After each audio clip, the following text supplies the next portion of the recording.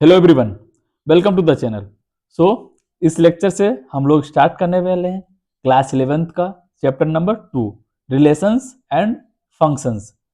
आपका ये chapter JEE and board दोनों एग्जाम के अकॉर्डिंग बहुत इंपॉर्टेंट है। तो आपको फंक्शंस और रिलेशंस को समझने से पहले आपको पढ़ना पड़ेगा कार्टेशियन प्रोडक्ट्स। तो मेनली इस चैप्टर में हमारे 3 टॉपिक हैं। पहला टॉपिक होगा Cartesian product of sets and relations and functions. तो इन 3 टॉपिक्स को अच्छे से कवर करेंगे। सारा बेसिक, सारा डेफिनेशंस, टाइप ऑफ फंक्शंस अच्छे से पढ़ेंगे और उसके बाद में हम लोग इस पे अच्छे से अच्छे प्रॉब्लम्स करेंगे। जैसे हमने सेट में किया था वैसे हम इस वाले चैप्टर में करेंगे। तो हम लोग शुरू करेंगे कहाँ से? Cartesian products of 2 sets. तो क्या होता है चलिए समझते हैं। तो कार्टेशियन प्रोडक्ट ऑफ सेट्स क्या होता है? देखिए, मान ली given 2 non empty sets. Non empty क्यों बोला? अगर एम्प्टी सेट है तो उसका कार्टेशियन प्रोडक्ट का क्या मतलब है? मतलब क्या ही बनाएंगे उसमें? तो आपको सेट क्या लेना है? नॉन एम्प्टी सेट्स लेना है। पी एंड क्यू, उनका कार्टेशियन प्रोडक्ट क्या होता है? वो होता है कि all set of all ordered pair from P to Q. मतलब मान लो कोई पी सेट है, मान लो ये पी सेट है, ठीक है। ऑर्डर्ड पेयर समझते हैं। ऑर्डर्ड पेयर क्या होते हैं? 2 है, ये 4 है, ठीक है। ये 2 सेट है, एक क्यू आपका ये सेट है 1 और 2। अगर मुझे इसमें पी से लेकर के क्यू तक क्या बनाना है? Ordered pair. तो कैसे करेंगे? तो आपका ऑर्डर्ड पेयर क्या हो? पहले 2 1 के साथ जाएगा, फिर 2 2 के साथ जाएगा, फिर 4 वाला आपका 1 के साथ जाएगा एंड 4 वाला आपका 2 के साथ। तो ये जो एंड बी टाइप के जो ब्रैकेट में लिख रहा है, ये क्या है आपका? ये पी से लेकर के क्यू तक क्या है? ऑर्डर्ड पेयर है। तो ये इसी ऑर्डर्ड पेयर की यहाँ पे बात हो रही है। कहने का मतलब है, इसका डेफिनेशन क्या बोल रहा है कि हम ऐसे पी और क्यू के सारे ऑर्डर्ड पेयर लेंगे, उनका कलेक्शन क्या होगा? वो हमारा कार्टेशियन प्रोडक्ट होगा। जैसे पी और पी क्रॉस क्यू, इसको डिनोट कैसे करेंगे? पी क्रॉस क्यू से। और हम उसमें ऐसे P small P comma Q लेंगे सच दैट आपका पी कहां से आ रहा होगा? कैपिटल पी से, एंड क्यू कहां से आएगा? कैपिटल क्यू से। समझ गए? ये आपका कार्टेशियन प्रोडक्ट है। कोई दो सेट का कहां से लेकर के? पी से लेकर क्यू तक। कैसे? और ऑर्डर्ड पेयर कैसे निकालेंगे? ये आप एग्जांपल समझ लीजिए, ऐसे हमने किया है, ठीक है। तो आप इसको नोट कर लीजिएगा। चलिए समझते हैं आगे क्या होगा। देखिए, अगर हमको ऑर्डर्ड पेयर निकालना आ रहा है देन हम आगे बढ़ सकते हैं रिलेशंस में और फंक्शंस में, ठीक है। ऑर्डर्ड पेयर का एक एग्जांपल समझते हैं। कैसे? आपको 2 नॉन एम्प्टी सेट दिए गए। नॉन एम्प्टी का मतलब है जिसमें कोई ना कोई सेट रहे, मतलब वो खाली ना रहे, एम्प्टी ना रहे। देखो, पी आपका क्या है? A1 A2 और क्यू क्या है? B1 B2 B3। और आपको बोला है कि इसका कार्टेशियन प्रोडक्ट निकालिए, मतलब P क्रॉस क्यू निकालना है। इसके लिए क्या करेंगे? P क्रॉस क्यू निकालने के लिए हमको क्या निकालना है? हमको बनाने सारे ऑर्डर्ड पेयर, मतलब जितने भी ऑर्डर्ड पेयर बन सकते हैं वो बनाएं और उनका कलेक्शन ले लें। वो क्या होता है? आपका कार्टेशियन प्रोडक्ट। चलिए, पहले A1 किसके साथ जाएगा? B1 के साथ। तो पहला तो आपका A1 B1 हो जाएगा, ये ऑर्डर्ड पेयर हो जाएगा। फिर A1 आपका किसके साथ जाएगा? B2 के साथ जाएगा, ये एक ऑर्डर्ड पेयर बन जाएगा। और A2 किसके साथ जाएगा? अब B3 के साथ। ये आपका A1 का ऑर्डर पेयर किसके साथ है? B1 B2 B3 के साथ। तो ये A1 की ऑर्डर पेयर। अब A2 किसके साथ जाएगा? आपका B1 के साथ, ठीक है। और फिर A2 जाएगा आपका B2 के साथ, और लास्ट वाला जो ऑर्डर पेयर बनेगा वो क्या होगा? अपना A2 B3। तो जो ये कलेक्शन बना है ऑर्डर पेयर का, ये आपका क्या होगा? Cartesian product. समझ गए? आप समझ गए ना कि कैसे बनाना है ऑर्डर पेयर। चलिए तो आगे बढ़ते हैं। कुछ इंपॉर्टेंट नोट्स हैं जो आपको समझना है और उनको याद रखना है।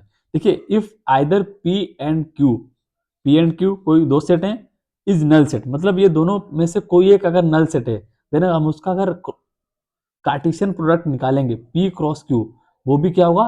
एम्प्टी सेट होगा। अरे देखो, सिंपल सी बात है, अगर कोई मान लो यही है, अगर यहाँ पे ये पी आपका 5 हो जाता, फिर अगर 5 होगा तो वो ऑर्डर्ड पेयर किसके साथ लेंगे, जब कोई एलिमेंट ही नहीं होगा तो उसमें क्या ऑर्डर्ड पेयर बनेंगे, नहीं बनेंगे। तो वही चीज बोला कि अगर आपका कोई भी एक सेट 5 हो गया तो आपका कार्टेशियन प्रोडक्ट भी क्या हो जाएगा, that is means P cross Q क्या आ जाएगा आपका 5 आ जाएगा। कौन सी कंडीशन में, अगर आपका P एम्प्टी हो जाए या Q एम्प्टी हो जाए, ठीक है। तो ये इंपॉर्टेंट है, आपको ये सारे नोट्स पता होने चाहिए। चलिए दूसरा दूसरा नोट क्या बोल रहा है, ये बोल रहा है कि दो ऑर्डर्ड पेयर है, मान लो ये A1 B1 और A2 B2, ये कोई दो ऑर्डर्ड पेयर है आपको, उनको इक्वल कब बोलेंगे, इफ एंड ओनली कब उनके करस्पॉन्डिंग जो फर्स्ट एलिमेंट है वो फर्स्ट के बराबर हो और दूसरा वाला दूसरे के बराबर हो। कहने का मतलब क्या है, दैट इज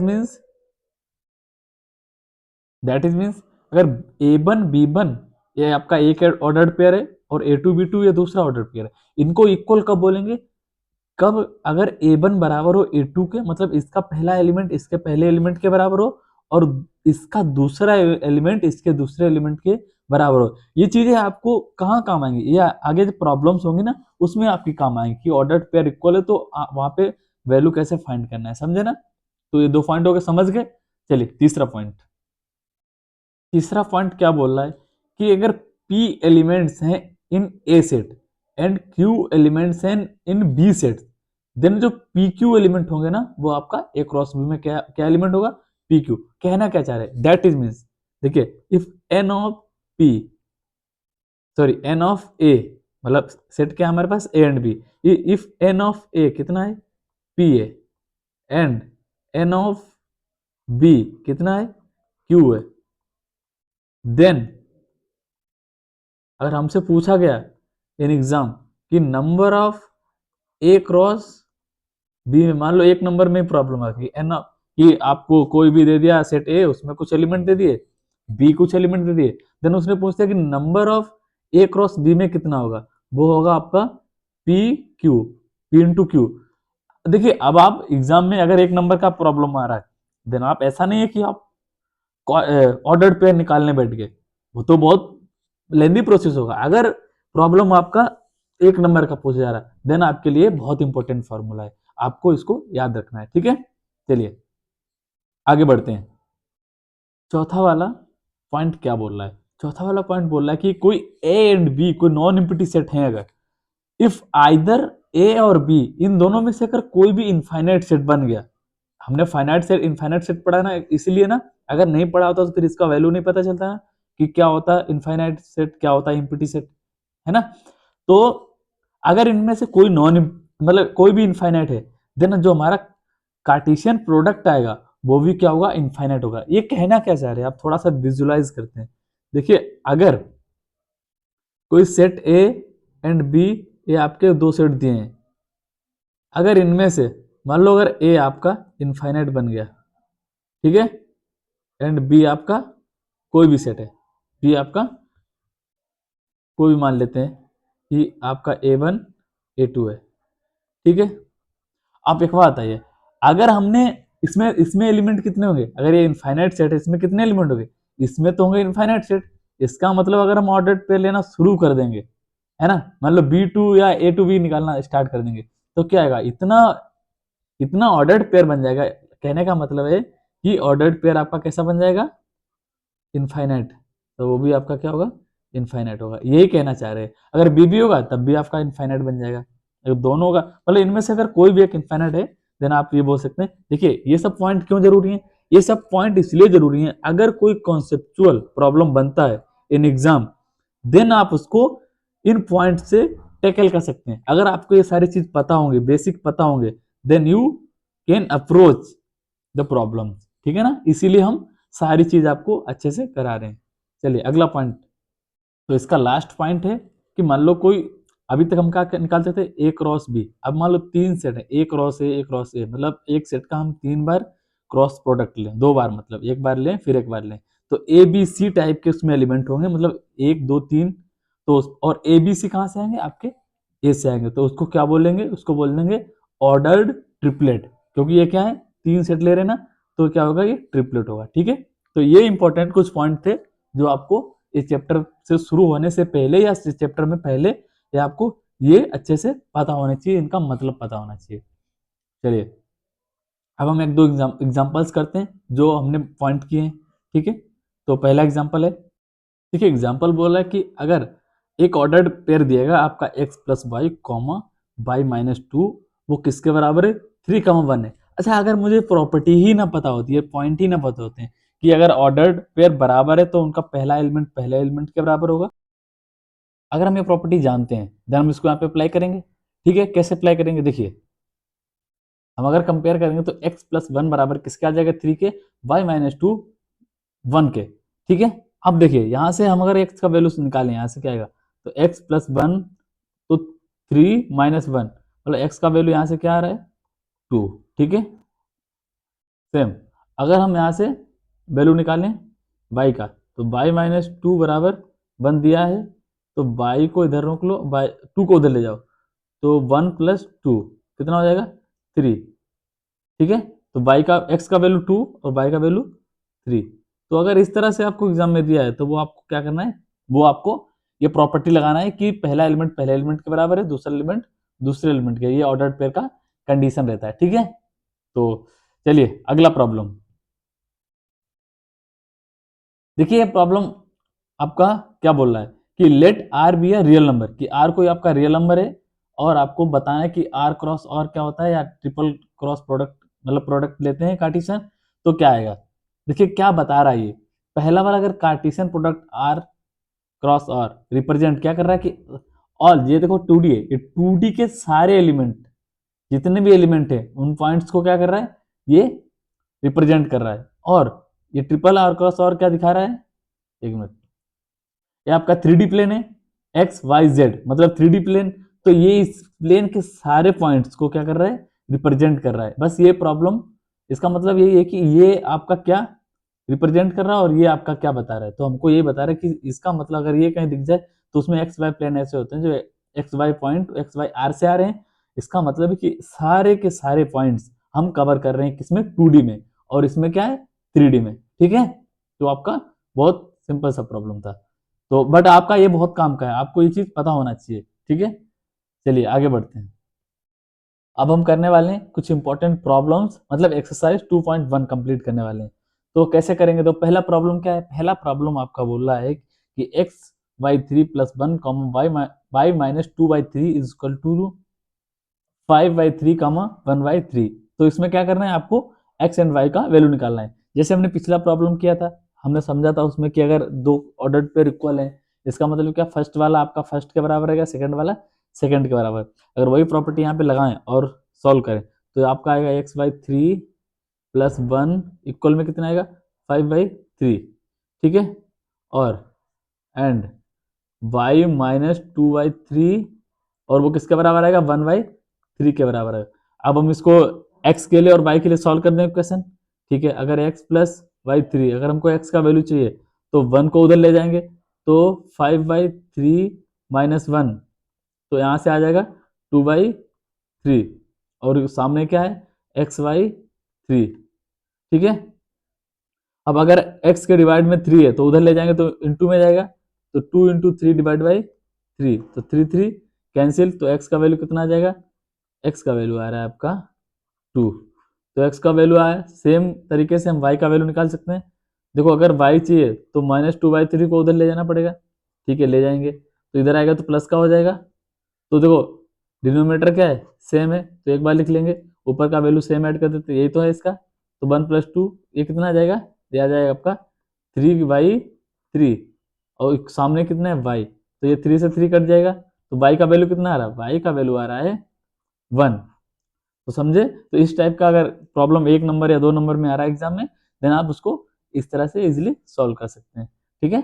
चलिए अगला प्रॉब्लम, दूसरा प्रॉब्लम बोल रहा है कि एन ऑफ ए अगर 3 है, एन ऑफ वी 3 है, हमको कैसे अगर उनका कार्टेशियन प्रोडक्ट लें दो सेट का और उनमें बताएं कि कितना नंबर है। तो इसकी काउंटिंग के लिए देखो हमारे पास एक फॉर्मूला होता है, हम पहले पढ़ चुके हैं अभी, अगर आपको याद हो, नहीं याद है तो हम बताते हैं आपको।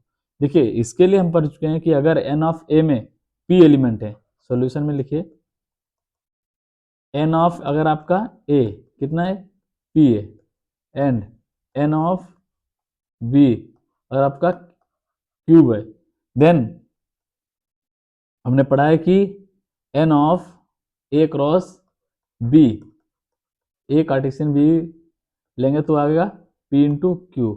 अगर ये चीज वहां पे लगाएं, इसका मतलब n ऑफ a कितना है, इसके प्रॉब्लम के अकॉर्डिंग 3, और n ऑफ b वो आपका दिया है 3। फिर हमको फाइंड करना है n of a cross b, तो ये कितना आएगा 3 इंटू 3 है ना, p इंटू क्यू, तो कितना आएगा बताइए 9। ठीक है, इजी प्रॉब्लम था। अभी तो आपके बेसिक प्रॉब्लम है, आगे बढ़ते हैं। तीसरा वाला, तीसरा क्या बोल रहा है देखिए, तीसरा बोल रहा है कि अगर कोई आपको दो सेट दे दें, ठीक है, क्या दे दें, सेट दे दें, तो मान लो सेट दे दिया आपको ए दे दिया आपको इसने 7 8 7, इसमें एलिमेंट है 7, 8, एंड बी में एलिमेंट है आपके, क्या एलिमेंट है 7 8 और 5 4 2, 5 4 2, और हम आपको बोल रहे हैं कि आप पहले ए क्रॉस बी निकालिए एंड बी क्रॉस ए, तो ये आपको पूछा गया प्रॉब्लम में, तो ये आपको फाइंड करना है। कैसे करेंगे देखिए, अगर ए क्रॉस बी चाहिए, मतलब ए से लेकर के बी तक हमें सारे ऑर्डर्ड पेयर चाहिए, है ना, तो ऑर्डर्ड पेयर अगर हम ए से स्टार्ट करेंगे तो 7 पहले सबके साथ जाएगा, इसका मतलब कि 7, 4, एक तो आपका ए ऑर्डर्ड पेयर बन जाएगा, फिर 7, सॉरी पहला क्या बनेगा आपका 5, चलो 5 यहाँ पे लिख लो, ठीक है, और 7, 2, ये 7 के साथ तीनों एलिमेंट हो गए, अब बनेगा 8, 5, ठीक है, 8, 4, 8, 4, फिर 8, 2, देन देखिए ये आपका बन गया, तो इसका सारा एलिमेंट इसके साथ ऑर्डर्ड पेयर बना लिया। अब बी से ए मतलब यहाँ का एलिमेंट चलेगा इसके साथ, तो सबसे पहले आपका बनेगा 5, 7, तो 5, पहले 5 सबके साथ जाएगा, 5, 7 और 5, 8, फिर 4, 7, फिर 4, 8, फिर क्या लास्ट बचता है आपका 2, तो 2, 7 और 2, 8, तो इस तरह से आपको अगर निकालना है A cross B, B cross A, तो इस तरह से आप निकाल सकते हैं, ये हम पहले भी पढ़ चुके हैं। ठीक है, चलिए अगला प्रॉब्लम करते हैं। ये अगला प्रॉब्लम क्या बोला, प्रॉब्लम नंबर 8। इससे पहले आप जो बची हुई प्रॉब्लम में एक्सरसाइज में बहुत बेसिक है, मुझे उम्मीद है कि आप लोग वो अपने आप कर सकते हैं, इसीलिए हम आगे बढ़ रहे हैं, कुछ अच्छा प्रॉब्लम करते हैं। देखिए इसमें क्या दिया है आपको ए एंड बी, ये मैंने पहले से ही सॉल्व कर रखा क्योंकि बहुत ज्यादा टाइम लग रहा था ये फाइंड करने में, और मैं आपको बताऊंगा कि कैसे फाइंड करना है। ठीक है, तो ए और बी दिए गए हैं सेट, और उसमें बताना है कि ए क्रॉस बी में कितने सबसेट होंगे, ठीक है ना, और उनको लिखिए कौन कौन से होंगे, ठीक है ना। इस टाइप की प्रॉब्लम्स को टैकल करने के लिए हमको सबसे पहले, अगर हमको चाहिए ए क्रॉस बी में सबसेट, इसका मतलब मुझे सबसे पहले चाहिए होगा वो सेट खुद। अगर मैं ए क्रॉस बी बनाए मतलब ए से बी तक के सारे ऑर्डर पेयर, तो 1, 3, 1, 4, 2, 3, 2, 4, ये आपका बन गया सेट। और नंबर ऑफ सबसेट किसी सेट में कैसे निकाल देते हैं, 2 की पावर n में, ये हमने शॉर्ट्स भी इस पे बनाया, आप उसको भी देख सकते हैं। तो 2 की पावर n, और n क्या होता है, number of element in set ए, या जो भी सेट का आप सबसेट निकाले, ये सेट क्या हमारा ए क्रॉस बी, तो इसमें कितने एलिमेंट है 4, तो 2 की पावर 4 मतलब 16। कहने का मतलब हमने एक चीज पता चल गई कि इसमें कितने सबसेट होंगे 16, और वो कौन कौन से होंगे अब वो हमको लिखना है। देखिए 16 कौन कौन से होंगे, सबसे पहली बात आपका ये सेट है, इसके सबसेट बनाना है, तो 5 तो इसका सबसेट होगा, हाँ 5 होगा, तो और क्या करें उसके बाद में, सिंगल सिंगल एलिमेंट, देखो जो ऑर्डर्ड पेयर है वो अपने आप में एक एलिमेंट है इस सेट का, तो सबसे पहले 1, 3, 1, 4, 2, 3, 2, 4, मतलब ये आपके सिंगल सिंगल एलिमेंट बन गए, तो 5 ये हो गए। फिर आप 2, 2 ले लीजिए, मतलब दो दो ऑर्डर पेयर, तो 1, 3, 1, 4 एक साथ होंगे, फिर 1, 3, 2, 3, 1, 3, 2, तो इस तरह से आपका 2 लेके फिर 3 लेके, मतलब कैसे 1, 3, 1, 4 इस तरह से सारे कंप्लीट हो जाएंगे, और लास्ट में क्या बनाना है 4 एलिमेंट का, मतलब वो खुद भी अपना सबसेट होगा। इस तरह से आपके क्रिएट होंगे पूरे 16 एलिमेंट। ओके,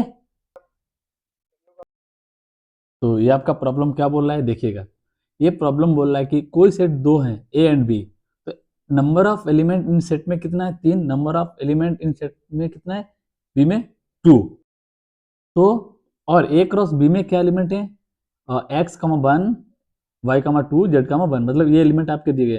तो उन्होंने बोला कि आपको फाइंड करना है कि ए क्या सेट है और बी क्या सेट है। अच्छा एक बात बताइए, जब हम ए क्रॉस बी निकालते हैं, मतलब ए से लेकर के बी तक सारे ऑर्डर्ड पेयर लेते हैं, मतलब पहला एलिमेंट किसका रहता है, ए का।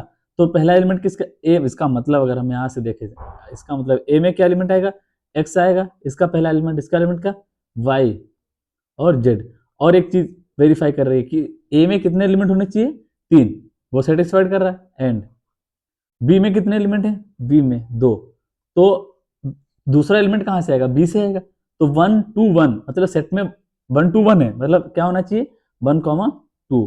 देखो 1 को दोबारा तो रिपीट नहीं कर सकते, क्योंकि सेट का थ्योरी क्या बोलता है, डिस्टिंक्ट एंड वेल डिफाइंड। तो यहाँ से इस तरह से हम एंड भी फाइंड कर सकते हैं, समझे।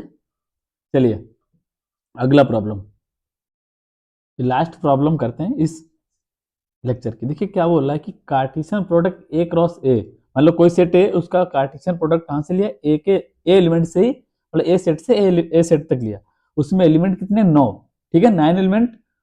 उसमें 2 आपको एलिमेंट दिया, -1,0 और 1,0, मतलब ये आपका इसमें 2 एलिमेंट आपको दिया गया। फाइंड क्या करना है, फाइंड करना सेट ए एंड, मतलब सेट ए क्या होगा आपका, और आपका रिमेनिंग एलिमेंट आपका ए क्रॉस ए में चाहिए उनको, मतलब 2 एलिमेंट देंगे, 7 एलिमेंट और फाइंड करना है।